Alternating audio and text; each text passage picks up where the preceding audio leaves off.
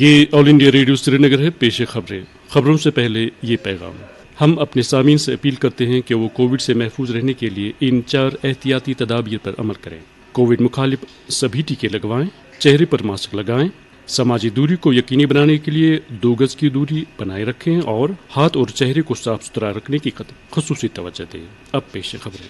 وزیر اعظم نریندر مودی نے کہا کہ گرام سوراجیہ کا مہاتما گاندھی کا خواب پورا کرنے کے لیے پنچایتی راج نظام بہت اہمیت کا حامل ہے.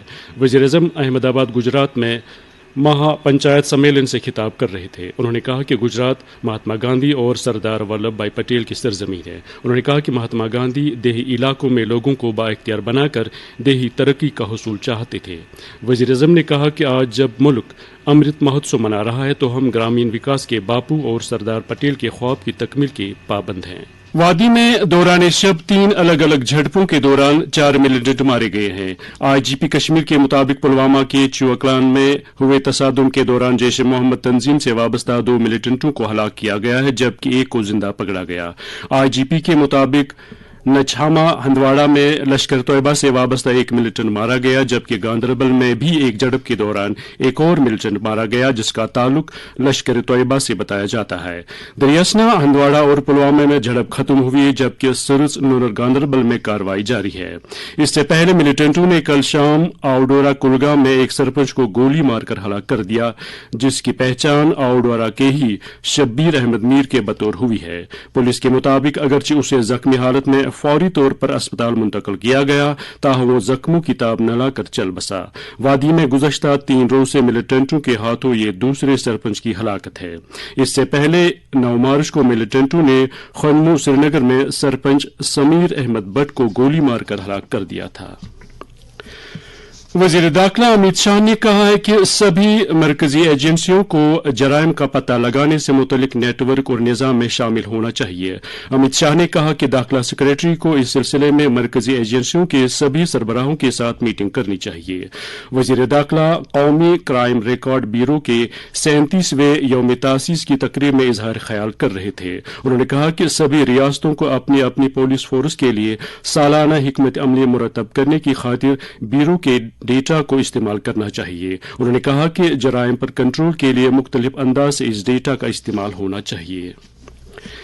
ایس کے آئی سی سی سری نگر میں منعقدہ یونانی میڈیسن پر 2 روزہ بین الاقوامی کانفرنس کل اختتام پذیر ہوئی. Central council for research in یونانی میڈیسن CCRUM کے زیر اہتمام اس کانفرنس کے دوران مقررین نے آیوش نظام کے فروغ اور اس کو عام کرنے کے لیے مل کر کام کرنے پر زور دیا.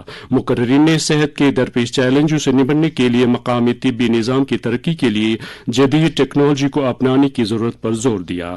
کانفرنس کے دوران متعدد قومی اور بین الاقوامی ماہرین اور ہیلتھ سائنسز کے شعبے سے تعلق رکھنے والی اہم شخصیات نے خطاب کیا. یاد رہے اس کانفرنس کا افتتاح آیوش کے مرکزی وزیر سربانند سونووال نے 11 مارچ کو کیا تھا.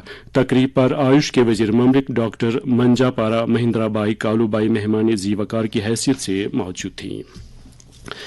ملک میں اب تک 179 کروڑ 89 لاکھ سے زیادہ کووڈ سے بچاؤ کے ٹیکے لگائے جا چکے ہیں. وزارت صحت کے مطابق ملک میں صحت یابی کی شرح بہتر ہو کر 98.7% ہو گئی ہے اور اس وقت 42,219 مریض زیر علاج ہیں. ادھر جموں کشمیر میں بھی کووڈ صورتحال میں نمایاں بہتری آ رہی ہے. کل UT میں 41,647 کووڈ ٹیسٹ عمل میں لائے گئے جن میں سے صرف 21 معاملوں کو مثبت پایا گیا جن میں سے 12 کا تعلق جموں جبکہ 9 کا تعلق کشمیر صوبے سے ہے. Central board of secondary education CBSE نے 10ویں اور 12ویں کلاس کے دوسری ٹرم کے بورڈ امتحانات کی تاریخوں کا اعلان کر دیا ہے. بورڈ کی جانب سے جاری سرکولر کے مطابق یہ امتحان اگلے مہینے کی 26 تاریخ کو شروع ہوں گے اور 15 جون کو ختم ہو جائیں گے. عالمی وبا کے دوران طلباء کی پڑھائی کے نقصان کو نظر میں رکھتے ہوئے بورڈ نے دونوں جماعتوں کے سبھی مضامین میں 2 امتحانات کے درمیان زیادہ وقفہ رکھا ہے. اس کے علاوہ JEE مین سمیت دیگر مقابلہ جاتی امتحانات کا بھی خیال رکھا گیا ہے.